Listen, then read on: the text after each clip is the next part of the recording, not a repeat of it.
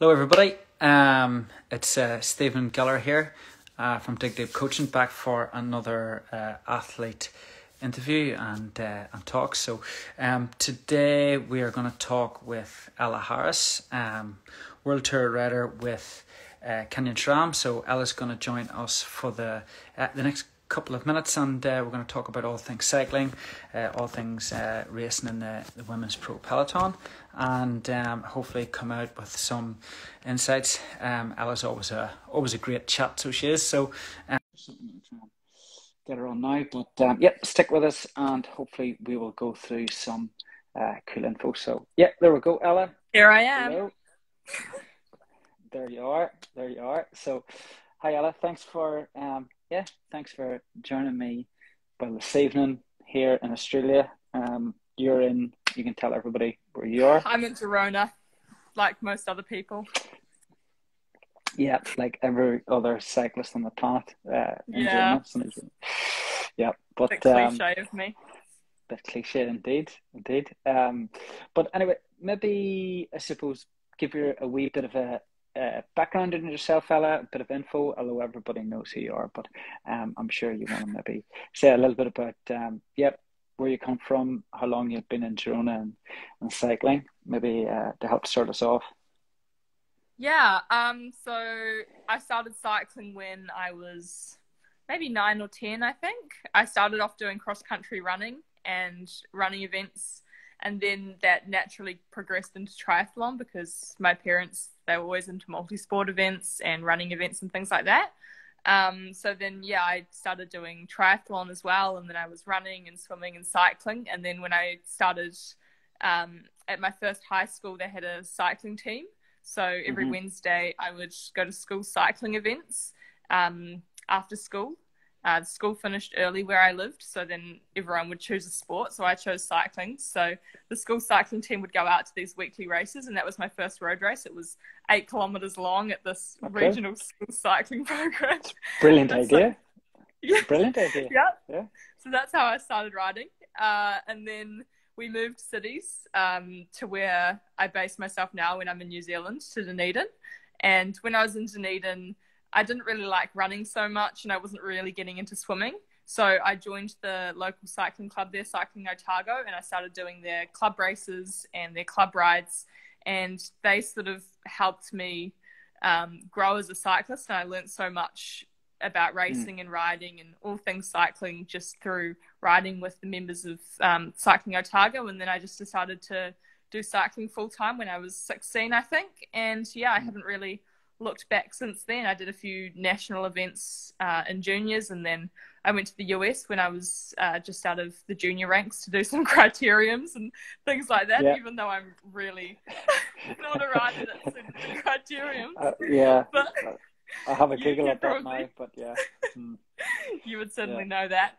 But and then that was more for bike handling and experience, and when I came back I was looking for what else to do. This was in 2018, and then one of my friends had mentioned the Zwift Academy to me, and I got back and he gave me another little nudge because it had just started. So I thought, I'll give that a go, and then I ended up winning that. So then, here I am. I've been riding the SRAM since 2019, and I've been living in Girona since then. Yeah, living the dream all around. I mean that's it was an interesting pathway into cycling, and I think like a lot of young athletes coming from a multidiscipline background of different sports. You said you came from running, a triathlon, obviously dipping your toe in different sports and sort of specializing then at about the age of 16. No team sports, but I was very much an individual. You're a famous individual, and that trait has continued.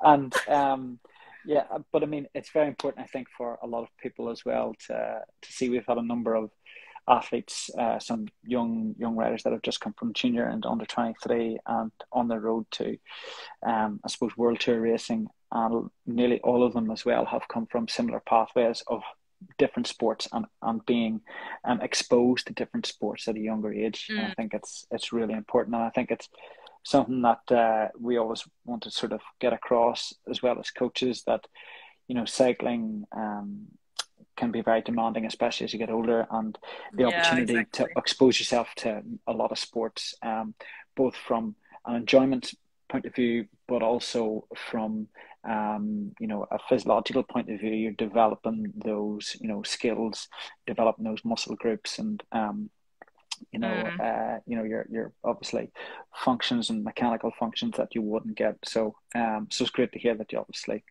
got Yeah, I exposed to don't that. think you want to take one sport too seriously too soon. Otherwise, it No. can drain you very quickly. Yes, mentally and physically. So, and then of course you came from Swift Academy, like many other riders. So, yeah, you were one of the first ones. Was it in the second year or third year maybe of Swift I Academy? think I was third year.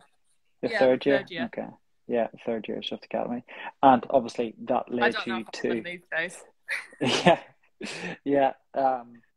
Yeah, as you know, I mean, again, all of the winners from Zwift Academy over the last number of years obviously have gone on to join Kin and SRAM, just like you have. Mm. And it is a shock to the system, moving to the world tour, anyway. Mm. But obviously, with yourself coming in from Zwift Academy and, having potentially a limited amount of international experience compared to some of your peers who came through, let's say, more traditional pathways into the world tour. But what was that first year? Because you're 23 years old now.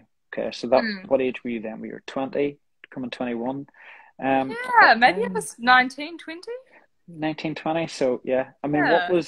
what was the learning experience on that? I suppose it was quite a steep learning trajectory on that. What was that like whenever that first sort of landed in Europe and you're like, oh God, I'm now in the world tour? I think actually the racing side of things was surprisingly okay. I Hmm. didn't ever really feel like I was completely out of my depth, and I never thought to myself, what am I doing here? It seemed Hmm. to be quite, I found it reasonably easy to ease myself into the peloton.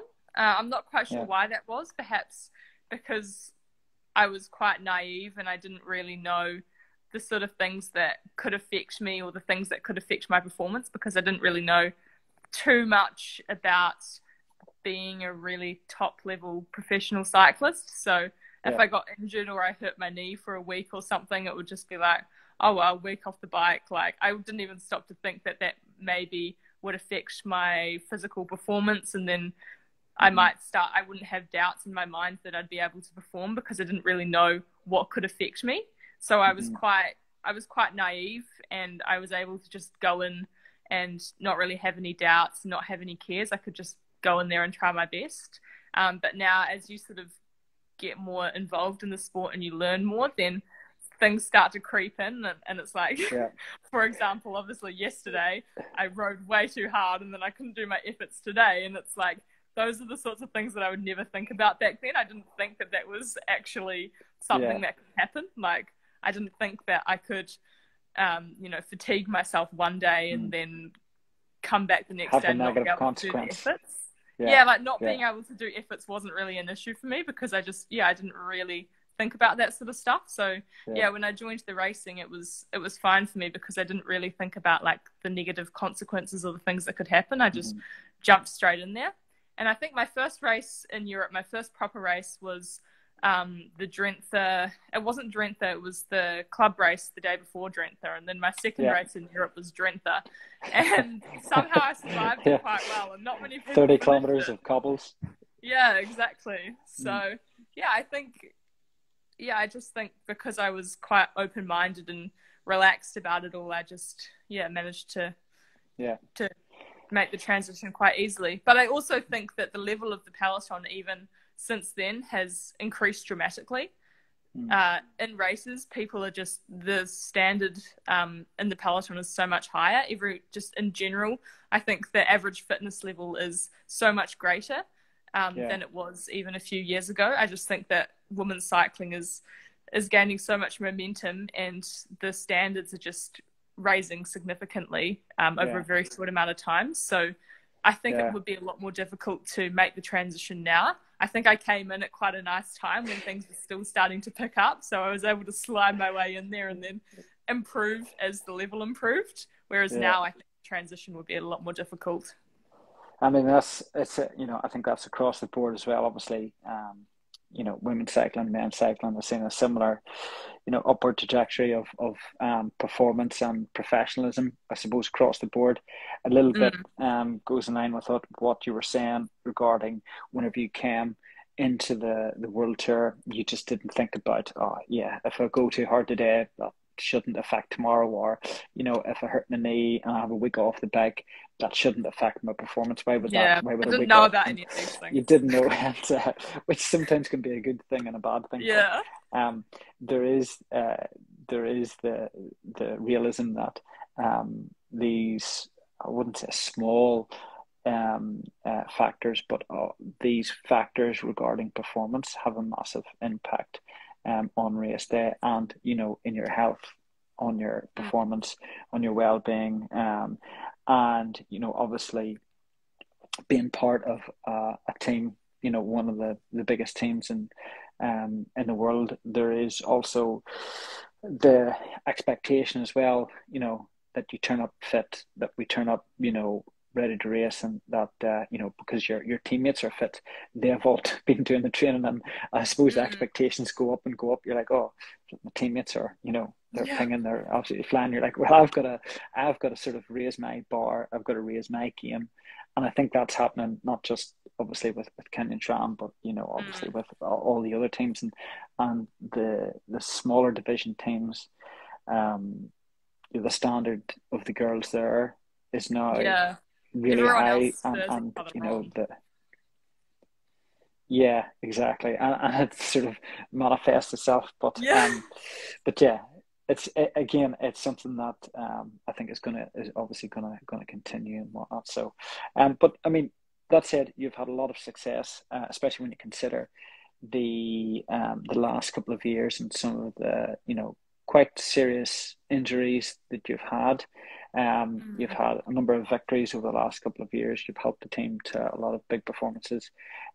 Last year you had you ended the season really good with a couple of podiums, also with strong ride in the World Championships. You were top 20 or top 25-ish, I think, at the World Tour.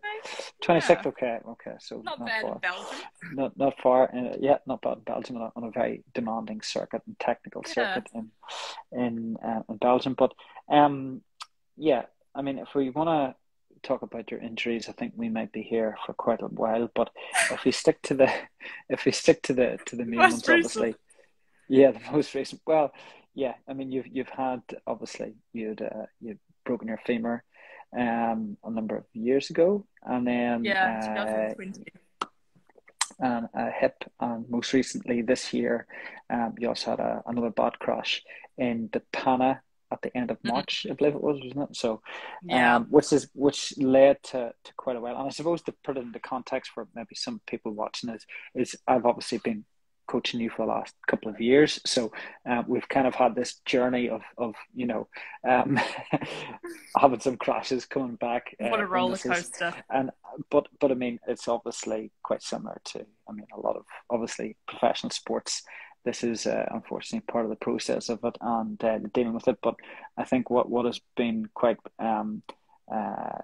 quite prominent is obviously your determination each time to come back, which is been quite inspiring, and it's been very much great to see, because it's very easy to. You can't just stay with a broken hip socket, can you? You've got to you got to get it fixed, I suppose, somewhere. But so just tell us a wee bit. Just let's say this year, coming into this year, obviously you spent a good portion of the year or the winter back in Dunedin. Obviously, there was a lot of difficulties with quarantining, going back, the determination to spend 2 weeks in a hotel room before you go see your parents, and it wasn't easy at all. And then spending winter there, getting some good training in, coming back in January time, sort of January, for our early season training camps fitness, let's say we had maybe a little easier winter than normally, but fitness being relatively high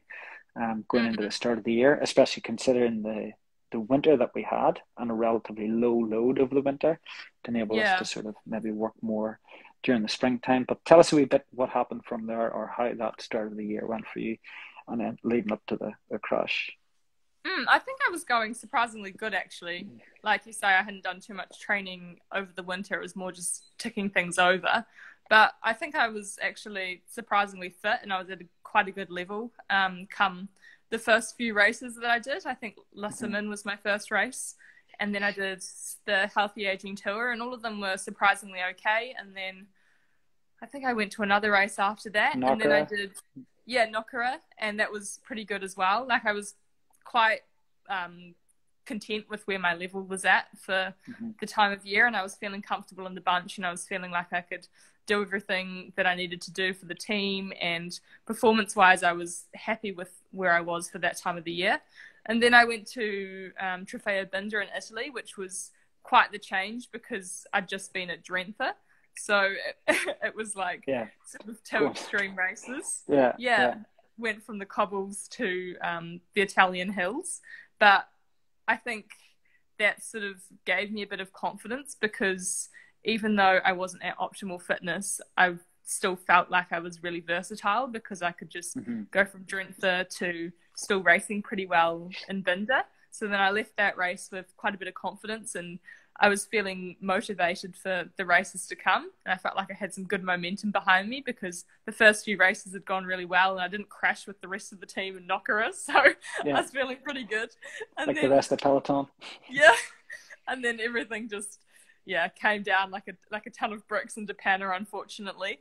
I wasn't Yeah. feeling, I think Depana was the last race that I was doing, and then I was finally going to get some time to actually do some proper training because I hadn't really been training up until that point. I'd just been going from race to race, and I think Race. slowly my overall fitness was starting to wane a little bit, and I was just going off races. So then I was looking forward to coming back and doing some training, but then the one night I was supposed to spend in Belgium turned into a couple of weeks because I crashed at Depana about 30k into the race and I wasn't feeling fantastic anyway. I think after looking at I even looked at the Training Peaks data and I saw that my heart rate had gone well into the 190s, which isn't normal for me. And the Mm. first 30k just chasing attacks.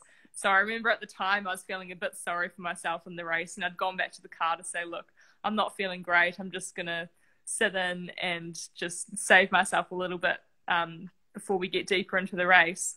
And then it was just some innocuous corner, and there was a curb on the side of the road that was starting to raise slightly because we were reaching an intersection, and there was this footpath starting to form. And unfortunately, my wheels just got completely stuck in this very slight difference in surface level, and then I just went down straight onto my hip. Like I went Mm. from probably 40k an hour to zero in a flash, Yeah. and yeah, Second. Yeah. there was no hope for me, Well, unfortunately.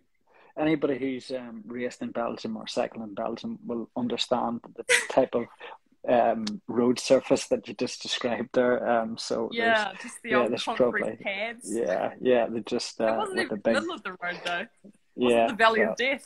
yeah it wasn't even that, but still the result was it was pretty catastrophic, I suppose, and Yeah. it resulted in obviously an operation, time off the bike, a couple of weeks in Belgium and Germany, Mm. before then flying back to your base in Girona. I think you had it was 4 to 5 weeks almost off the bike in Yeah, I had total. 5 weeks completely non-weight bearing because Yeah, I wasn't allowed to put any weight through until I had an X-ray to confirm that the bones were strong enough and they'd healed sufficiently to be able to start putting yeah, pressure through there without risking the break or the surgery site. So it's yeah, quite a time-consuming yeah. wait. And that took us right through to probably the start of May. Mm. And going into that sort of second week of May, starting to see what it was like. We spent quite a lot of time on Zwift, quite a lot of time, trying to judge how you were going to recover, and starting to slowly build up in your fitness and whatnot. But and obviously, you've been working obviously with physios and rehab doctors. Mm. So it's not to say, again, just for other people who who maybe don't have the luxury of having such a team around them. Let's say, put into context, obviously the support network is there to allow you to try and have a speedy recovery in a safe environment, just in case Yeah. anybody else is out there and has crashed and is thinking they can jump on the bike within a couple of days, or within a couple of weeks. It's obviously very, very strategic in You've got that to have some regard. good healing powers in the body as well. Yes, I think yes. unfortunately, I crash a lot, but I do have the good healing powers, which somewhat makes up for it a little bit. Yeah.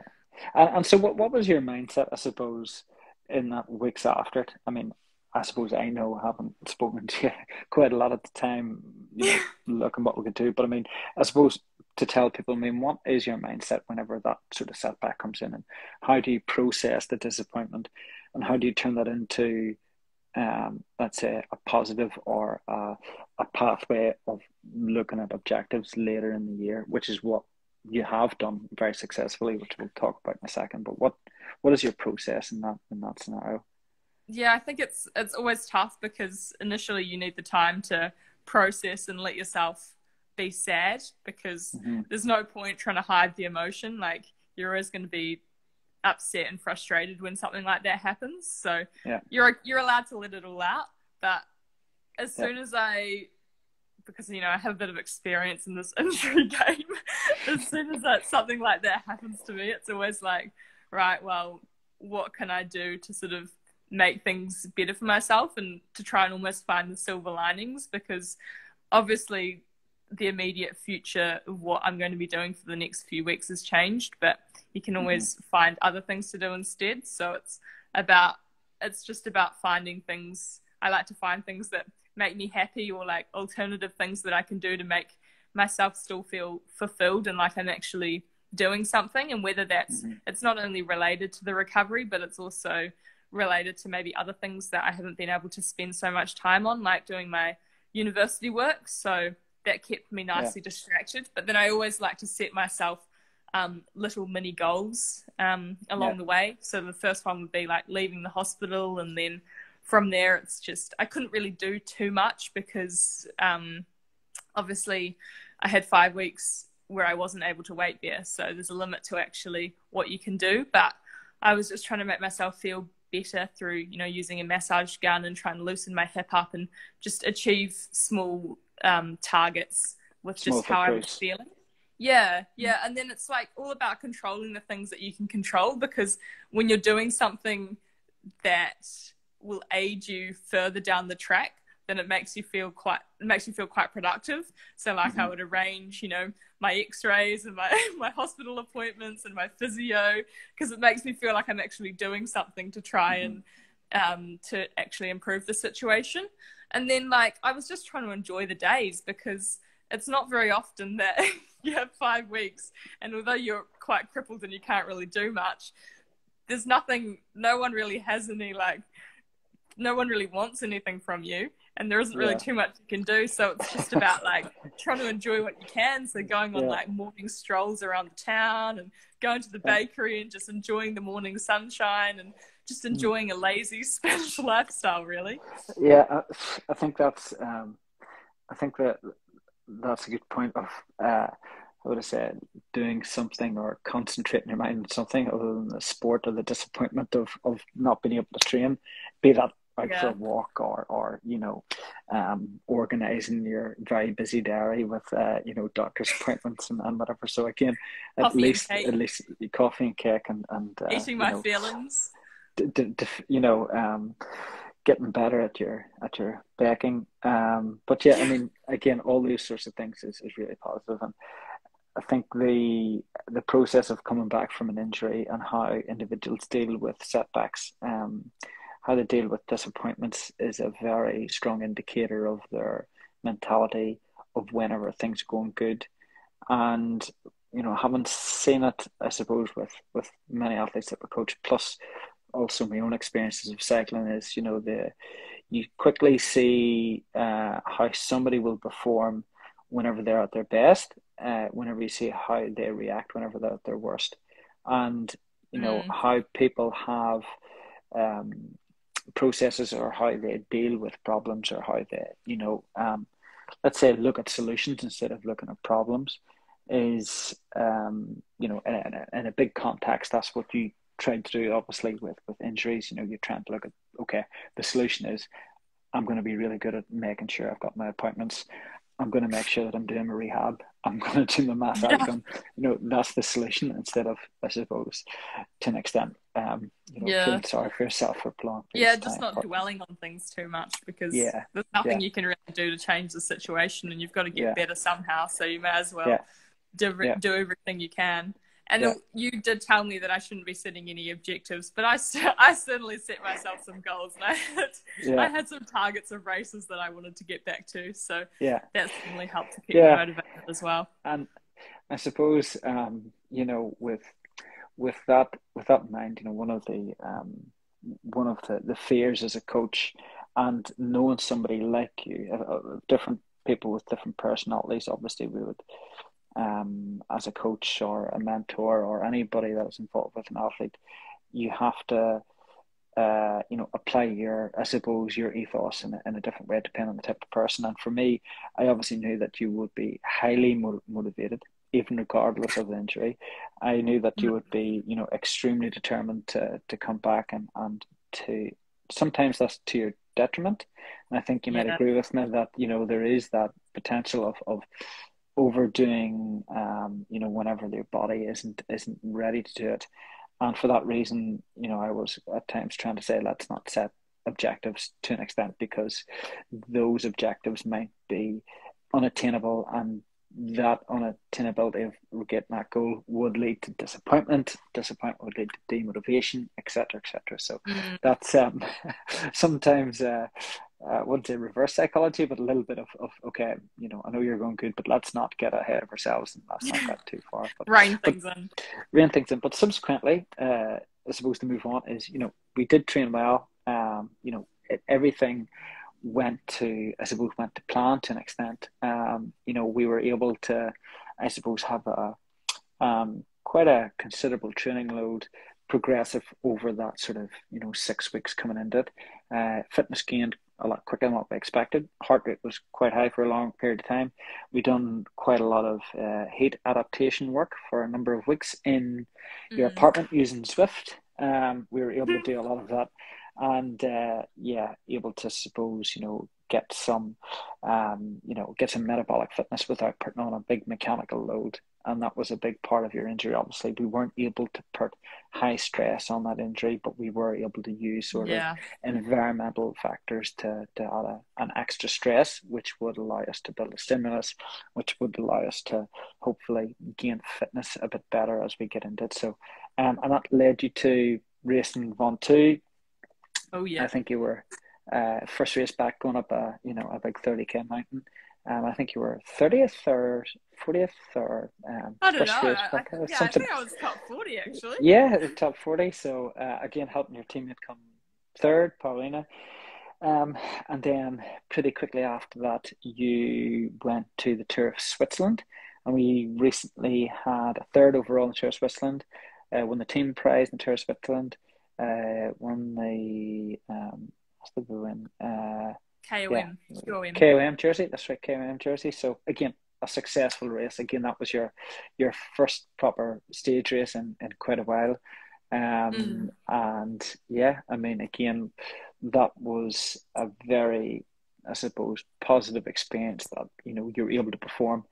Your level was very high, even from your power numbers on those longer climbs. We were seeing, powers that weren't, maybe 5 to 6% off what we would expect maybe at a higher capacity, or certainly at a sort of peak performance.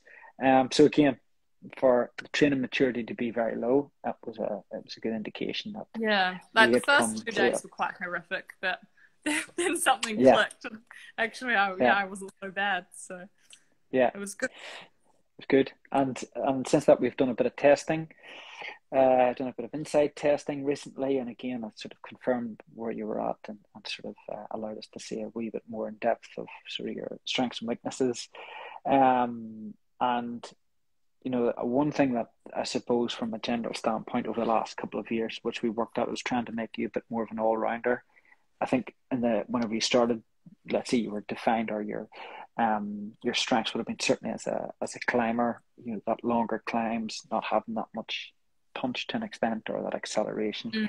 And I think you've molded yourself quite well into being very much an all-rounder, and somebody who can perform both for results and also for your teammates on lots of different terrain.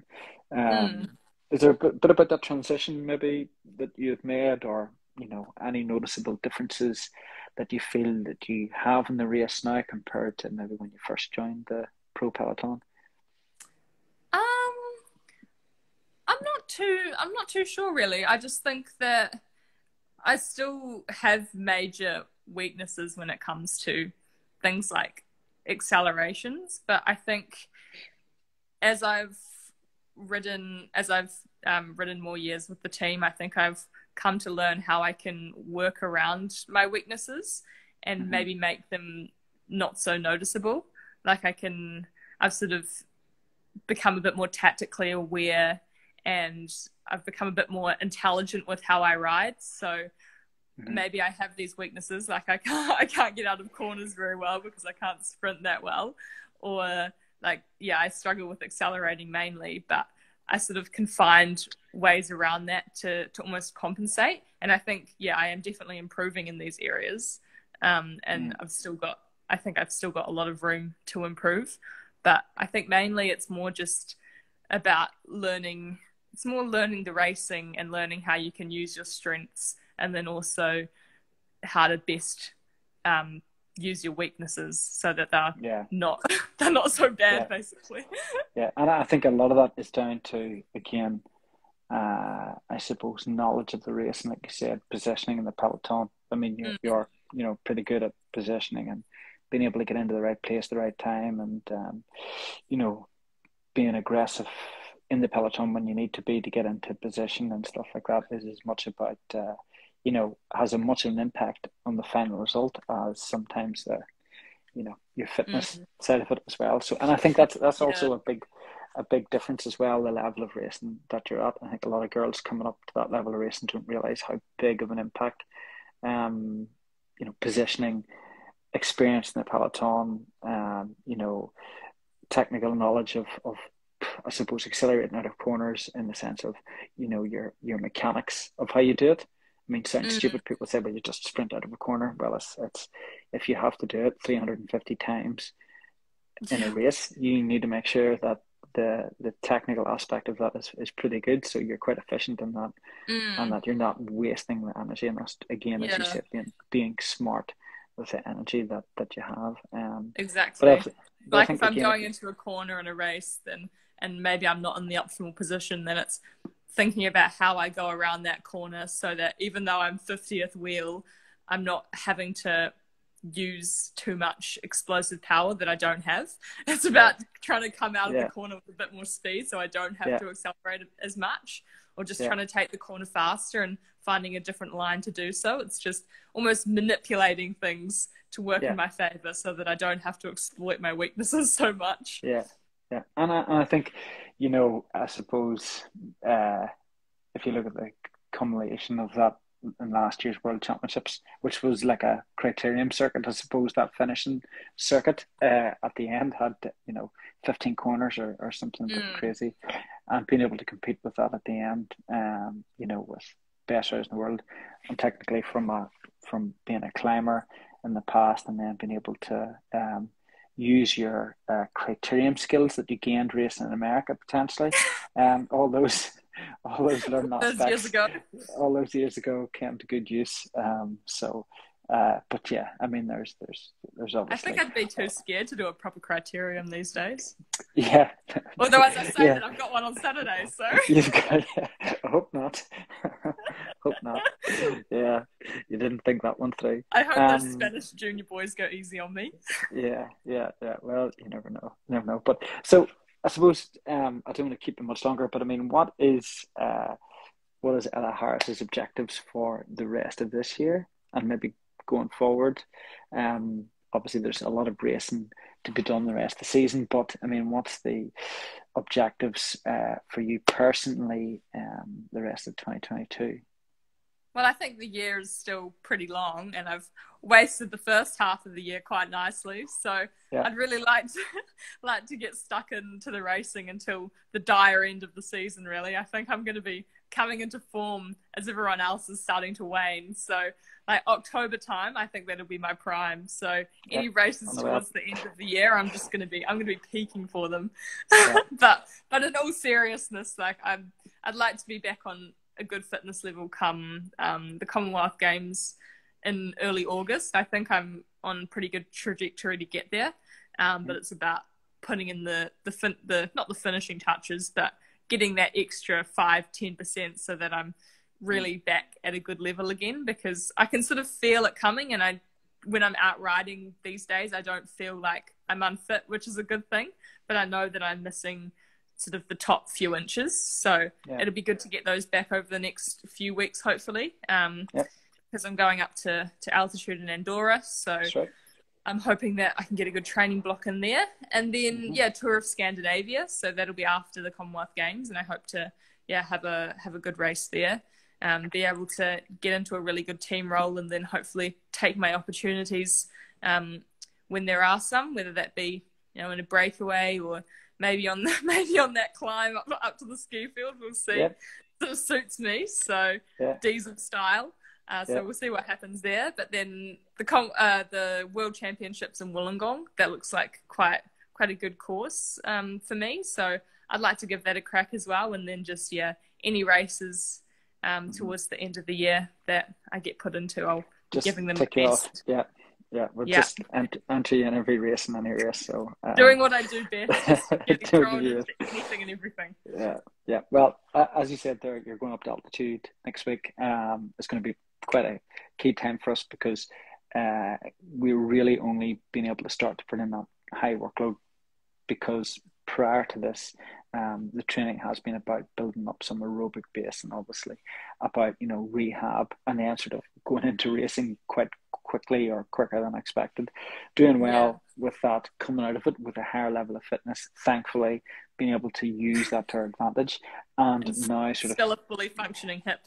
And still functioning hip, and then trying to put those pieces together and getting a good solid month in before the Commonwealth Games. And a lot of that will be spent at altitude, doing a lot of strategic work up there, and hopefully then being able to benefit from that in August, County Games, and also any of the other team racing going forward. So so Ella, thanks very much for thanks very much for spending time with us this evening. Thanks so much for being such a diligent athlete as well to coach. So it was a pleasure. I know you absolutely love me giving you your training. Come on, admit it.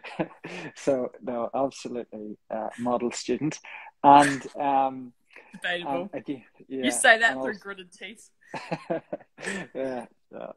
So again, we appreciate your time, and obviously anybody who wants to follow you, you can follow you on your Instagram. You're very quite prominent in the old social media, and YouTube, and my YouTube channel.